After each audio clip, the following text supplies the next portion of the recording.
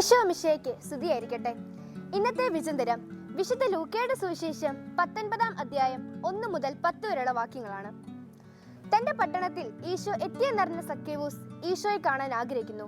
എന്നാൽ തന്റെ പൊക്കക്കുറവ് കാരണം അവൻ ഒരു മരത്തിന്റെ മുകളിൽ കയറി ഈശോയെ കണ്ടു. വ്യക്തിബന്ധമുള്ള ദൈവം ക്രൈസ്തവ വെളിപാടിന്റെ പ്രത്യേകതയാണ്. ദൈവം മനുഷ്യവംശത്തോട് പൊതുവിൽ മാത്രമല്ല ബന്ധപ്പെടുന്നത്. ദൈവം ഓരോ മനുഷ്യരെയും തീർത്തും വ്യക്തിപരമായിട്ടാണ് കണ്ടുമുട്ടുന്നത്. ലോകത്തിൽ ജീവിച്ചിരിക്കുന്നവരും ജീവിച്ചിരുന്നവരും ഒരുപാട് പേര് ഉണ്ടെങ്കിലും ഞാനും ദൈവവും മാത്രമായിരിക്കുന്നു എന്ന വിധത്തിൽ ദൈവം ഓരോരുത്തരോടും ഇടപെടാൻ കഴിവുള്ളവനായിരുന്നു. സക്കേവൂസ് ആഗ്രഹിച്ചതിനേക്കാൾ കൂടുതൽ ഈശോ അവന് കൊടുക്കുന്നു. അപ്പോൾ അവന് മാനസാന്തരം ഉണ്ടായി എന്നതാണ് സക്കേവൂസിന്റെ പ്രത്യേകത. ഈ നോമ്പുകാലം അനുതാപത്തിന്റെ കാലമാണ്. ഈ നോമ്പുകാലത്ത് അനുതാപവും ദാനധർമ്മവും വഴി നമുക്ക് നമ്മെ തന്നെ ഒരുക്കാം. ജയ് മിഷൻ ക്രൈസ്റ്റ്.